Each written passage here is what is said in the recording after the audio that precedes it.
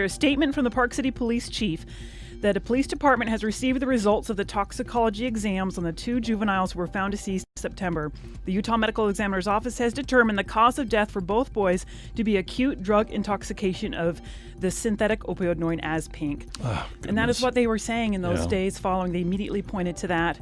And it started investigating that right away, and now we have confirmation that it was this drug. Boy, when we talked with the Park City Chief of Police, Wade Carpenter, he was choosing his words carefully, but you could tell there were some very, very strong indicators that led them to really believe that it was pink, but no official declaration could be made until we got the toxicology reports back, and that now has happened, so it was pink. Mm-hmm, it was. And they say they don't have any more comment at this time because they still are investigating. Those toxicology report, I mean, it took weeks, but immediately, you said they were pointing and looking at that and then starting to right away tell parents about the things to look for and telling parents to be careful in the community as this was starting to really kind of create this wave of panic through Park City saying, what is this? We don't know about this. And now, in fact, in their press release, they say, here are some things to look for. White powder, but could also come in liquid form. Watch for dropper bottles, nasal inhalers, unmarked stealth delivery boxes. And that's the thing, what they thought.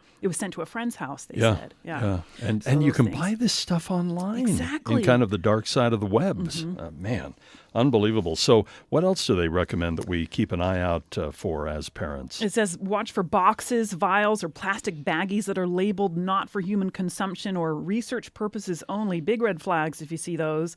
And then pay attention to any packages being shipped to your house and question your children about those, it says. Yeah. And anything shipped from Asian countries is what the police department says. Look for those because this is so toxic. Even tiny doses are very toxic. Am I recalling correctly the overdose that happened up north here, that they did get to this individual, but it took, 3 or 4 times the anecdote in order to bring this person back? That's how lethal this was. That person really not only would have, but should have, based on anything that is normal, have died in that situation. It took extraordinary efforts to save that person's life because it was pink. Yeah, and what's the other name? U-47700, I believe. Yeah.